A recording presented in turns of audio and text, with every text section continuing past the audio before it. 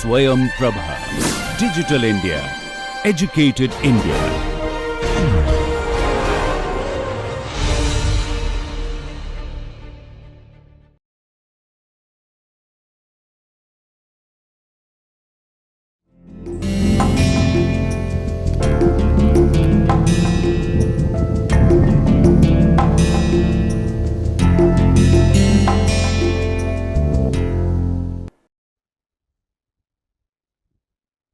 Hello and welcome to the course Introduction to the Psychology of Bilingualism and Multilingualism.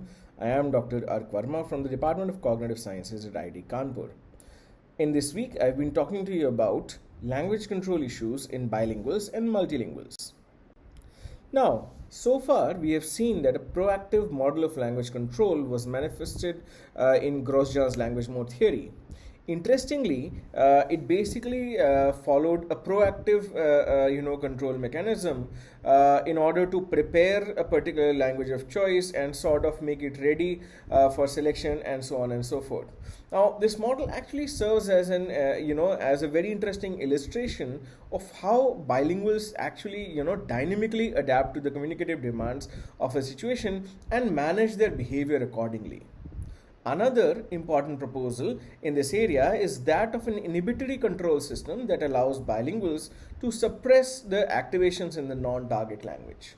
In today's lecture, I'll talk to you in more detail about this inhibitory control model put forward by David Green, and we will ponder about the theoretical implications of the model and so on, and how that sort of manifests in bilinguals' language behavior.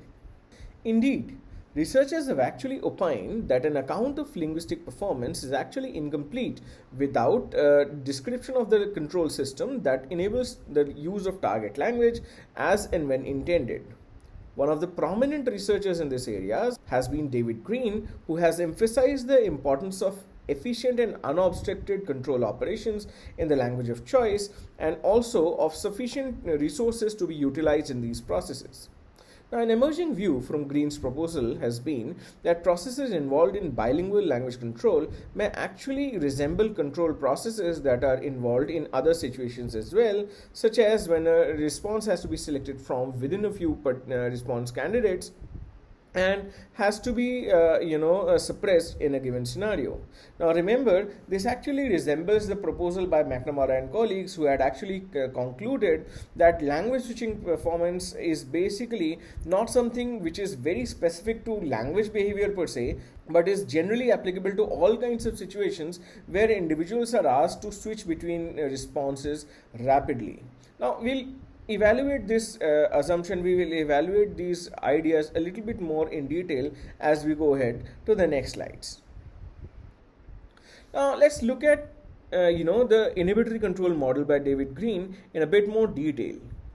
The main construct in Green's inhibitory control model is the supervisory attentional system, or the SAS, which has actually been adopted from Norman and Challis's theory on control of behavior. Now, this SAS, or the supervisory attentional system, has actually been envisioned as a resource-limited control structure that is, involved in the planning, regulation, and verification of non-routine voluntary actions, new actions that keep popping up, and that is assumed to be, housed in the prefrontal regions of the brain, the prefrontal cortex, the dorsolateral prefrontal cortex, the anterior cingulate, and so on and so forth.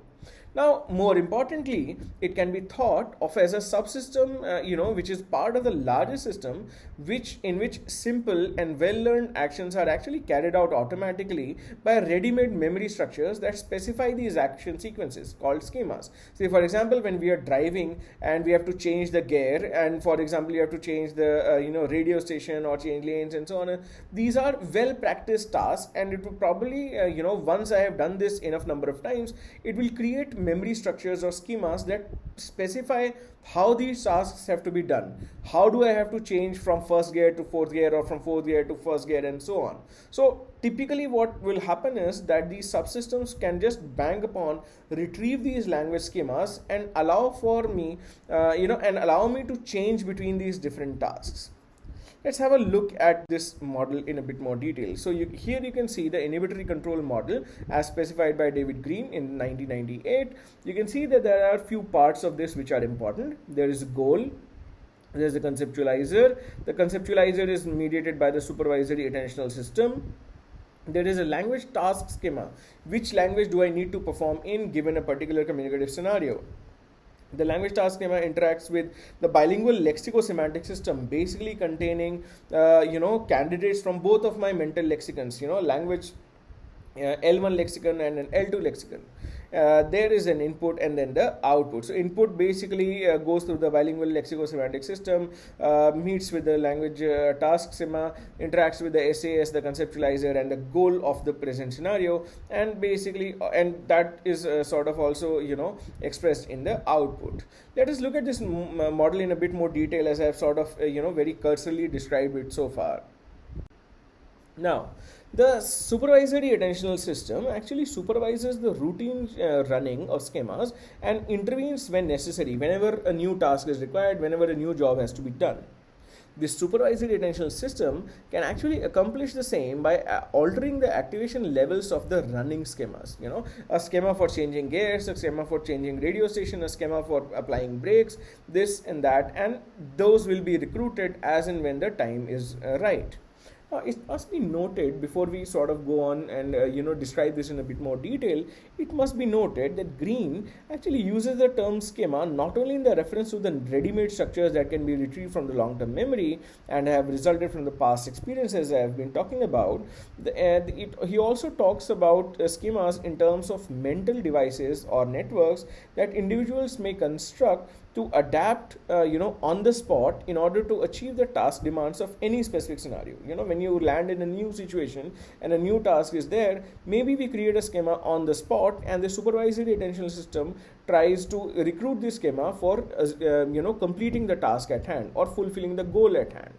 So in this sense, a task schema may be akin to participants understanding the instructions in a bilingualism experiment that actually allows them to modify their linguistic behavior as needed. You have to switch into Hindi, you have to switch into English, you have to continue speaking in Hindi or continue speaking in English.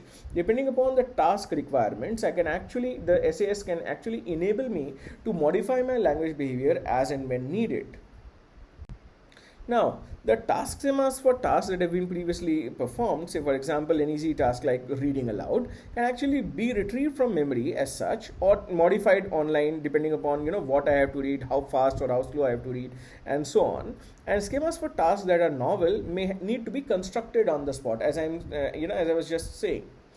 Now, an important aspect in Green's model is this concept of a conceptualizer, which has been envisioned as the non-linguistic system that develops the conceptual representations from information in the long-term memory. So it basically draws from the long-term memory and creates a conceptual representation of what needs to be done in a given scenario. This conceptualizer is actually motivated by a goal to achieve some effect through the use of language. Say, for example, in a language switching experiment, the intention to produce a word in a specific language is a task requirement, which will basically be interpreted by the conceptualizer, and the conceptualizer will basically develop a scheme of how to, produce the name in a given language. Now, there's another important part that we were seeing in the figure is the bilingual lexicosemantic system. The bilingual lexicosemantic system is actually viewed as part of the actual language system, the overall language system, and is supposed to store the bilingual's word knowledge, for instance, knowledge about word forms and meanings in both the languages of the bilingual. All right. So basically, this is the overall mental lexicon that I may be talking about. Now, another very important concept in Green's inhibitory control model is this idea of the lemma. The lemma basically, and we've talked about the lemma in a lot of detail in the language production chapter as well. Also, I've talked about the lemma in the course on psycholinguistics that I've given.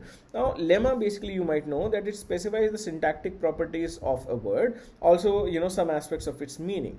Now, in Green's inhibitory control model, lemma basically not only specifies the word's syntactic properties such as its gender, tense, number agreement, and so on, but it also carries a language tag that specifies the word's language membership. So this information is also supposed to be embedded in the lemma for a given word.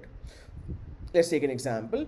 For instance, during a word production task, conceptual information from the conceptualizer would activate lemmas in the bilingual's lexicosemantic system proportional to the degree of information that is shared between the conceptual representations and the lemmas in the lexicosemantic system. So if I have to name a particular picture in English, then it will proportionately activate and the concept in English based on the match between the stimulus input and the aspects of the lemma in the lexicosemantic system. It will map these and it will proportionately activate it. So for some concepts that I am best adept expressing in English, and English words lemmas will be activated. Concepts which I am best adept at expressing in Hindi, the Hindi words lemmas will be more activated.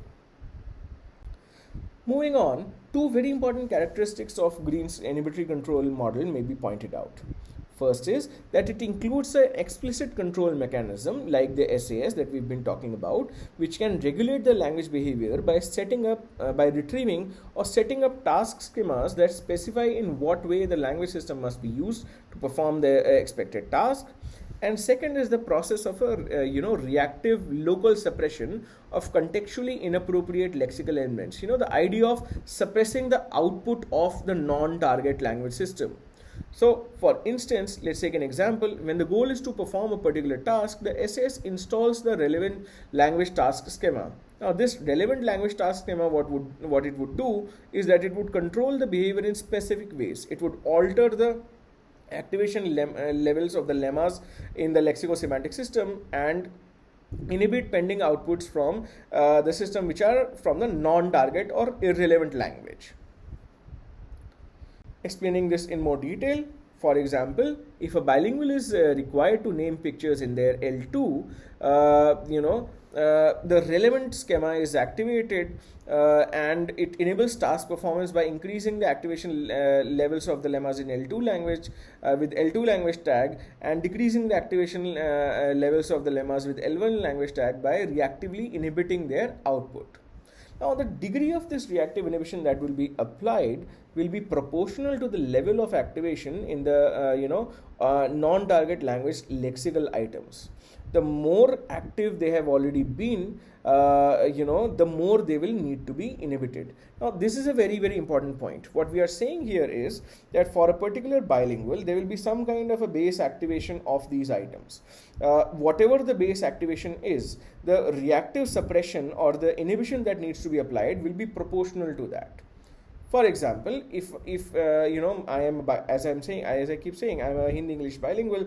Hindi is my native language. The lexical elements of Hindi will be certainly much more active and they will be highly available for selection, whereas items from English will probably be less. Let's say, for argument's sake, will be less active and will therefore have lower resting state activation levels. Now, if I have to inhibit either of the two, what will be required? If I have to inhibit items from my L2, which is not my dominant language, which is my weaker language and which already has items with lower levels of activation, the amount of inhibition required will also be less. If I have to, on the other hand, try and inhibit my items from Hindi or my first language, which are already activated and their base level activations are higher, I will need to apply more inhibition. So this is basically the idea of disproportionate inhibition being applied for dominant versus weaker language. Now, let's move ahead. So it seems that according to Green, control can be exerted on one hand, both proactively and globally, by adapting the activation levels of all the lemmas in both the language subsets before the task performance starts. But on the other hand, it can also be applied reactively by suppressing the activation in the lemmas from the non-response language category. Now, de Groot suggests that technically the model can also do without proposing the proactive control altogether, because the model actually rests on this reactive suppression inhibitory control sort of idea. Now, let's look at how these assumptions will play out in actual experiments by looking at a study by Mutter and Allport, which actually provided a lot of support to this model. Now, Mutter and Allport actually asked their participants to name Arabic numerals in either their L1 or L2 using the paradigm of the language switching task, which we have discussed so far. Interestingly, in this study, Muter and Allport measured the participant response times for every single trial. So for every single switch trial and every single non-switch trial, they had actually computed costs. Now, this actually allowed them to test their hypothesis of relative strength of the two languages. Just what I was repeating in the previous slide. The idea is that the resting relative strength of L1 will be slightly higher than the resting relative strength of my L2. And according to this relative strength hypothesis, or following from this relative strength hypothesis, Muter and Allport actually predicted that the switching cost would be slightly higher for a switch trial when I'm switching into the L1, whereas when I'm switching into the L2. Now, if you look at this assumption, it seems a little counterintuitive. Why does it seem counterintuitive? Switching into L1, which is my base language, which is my dominant language, should be easy. It should be easier for me to go and name in Hindi. It should be easier for me to sort of switch from naming in English to naming in Hindi. But remember what we have been talking in the previous slide. We have been saying that if I have been naming in English so far, and now I want to switch in Hindi, I need to overcome the inhibition that has been applied on Hindi. What was I saying in the previous slide? I was saying that there is disproportionate inhibition applied on lexical items of Hindi and lexical items of English, lexical items of my L1 and lexical items of my L2. And therefore, switching into Hindi will require me to overcome that disproportionately high inhibition that has already been applied. And hence, it would incur more cost. And when I'm switching into English, because lower inhibition would needed to be applied, lower effort included to overcome this inhibition, it will be easier. So the switching cost into Hindi will be slightly higher than the switching cost into English, is what these guys actually estimated. Now, Muter and Allport had actually derived this prediction from similar asymmetries that had been observed in scenarios where the participants had actually required to switch between an easy task, a well-practiced task, and a hard task which is less practiced. For instance, say for example, word reading is a very easy and highly practiced task by fluent readers, whereas color naming is something that is unnatural typically, and it may require a lot more effort. Now, the cost that has been found to be incurred during such switches is typically larger when the participants had to switch from the weaker task, that is color naming, to the more dominant task, that is word reading, than when they had to switch to the in the reverse direction, that is from the dominant to the weaker task. Now, this is slightly counterintuitive, as I was just saying, but it has been explained in terms of differences required in the level of the non-target task, along with the concept of task set inertia. So I've already talked about this the difference of inhibition that is there and the difference of effort that is required to overcome that inhibition. Let's talk a little bit about this task inertia thing.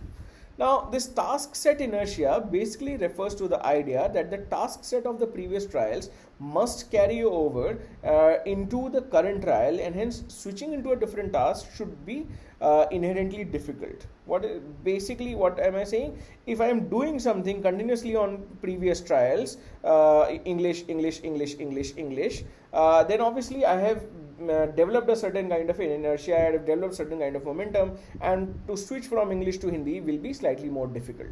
Similarly, if I have been naming in Hindi, then switching to English will be obviously more difficult. Add to that the disproportionate inhibition that has been applied on Hindi versus English, and that basically will help you to understand that there will be this asymmetric switching cost that we are expecting when people are switching into English versus when they are switching into Hindi. Now, Muter and Allport, deriving from these observations, hypothesize that the language switching task actually implements the same general paradigm that requires individuals to switch between a more practiced task and a less practiced task, and therefore predicted a similar asymmetry in their data. Indeed, from the results, language switching into both languages did incur a cost, a finding that is similar to earlier findings from language switching studies done by Kohlers and colleagues, McNamara and colleagues, and so on. And it has also been replicated in a number of later studies. But more importantly, the predicted switching asymmetry was also observed. So participants actually incurred more switching costs when switching into their dominant language as opposed to when switching into their weaker language. These findings again supported the analogy taken by Mutter and Alport as the basis for their predictions. Now, moreover, the findings and analysis were different in their scope from McNamara and colleagues' study, as the latter had not calculated switches per trial and hence did not observe these asymmetries, but it still confirms the latter's original idea. What was their original idea or their original conclusion? It was that language switching seems to require no psychological skill peculiar to bilingualism, but rather a skill which is equally applicable in a larger number of operations in which people are asked to switch modes of response rapidly. Now, again, this is what I began this whole lecture with. I'm trying to remind you that the findings from Mutter and Alport's study is very similar, or the implications of the inhibitory control model is very similar to domain general interpretation of language control that was also sort of deduced by McNamara and colleagues from their initial studies. Now let's move on and look at some of the other studies. Moving on, given that these observed asymmetries in switching are actually a consequence of the participant's level of practice or proficiency in the involved task, a well-practiced task or a dominant language versus a less practiced task or a non-dominant language, technically they should disappear if the individuals are equally proficient in both the languages and there is no asymmetry in their proficiency. Indeed, this was found when balanced bilinguals, were actually used for these language switching tasks, both by Mutter and Alport and some of the other studies, say for example Costa and Santesteban in 2004, they actually found that the asymmetries in switch costs actually disappeared when balanced bilinguals were recruited for these tasks. However, look at the results more closely. Costa and Santesteban actually considered an alternative explanation for the absence of switching costs or switching cost asymmetries that were observed with the balanced bilinguals.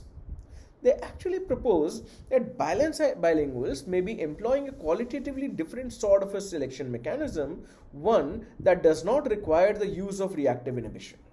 So they are basically saying while we are observing the same asymmetries, maybe the explanation is not what is coming from the reactive suppression or the inhibitory control model, but there may be an entirely different reason to this. So they tested this proposal by looking at the switching behavior of early balanced proficient Spanish Catalan bilinguals who were actually learners of yet another, a third language. And the switching tasks that they gave these people were actually involved switching between their L1 and their L3. Now, according to the reactive suppression account, the switching cost should have re-emerged because, again, there is an asymmetry between the strength of L1 and L3, obviously, but contrary to this prediction, the switching costs were equal when these participants were switching into L1 or into L3, which is obviously, it does not really agree with the reactive suppression or the inhibitory control account that we have been talking about.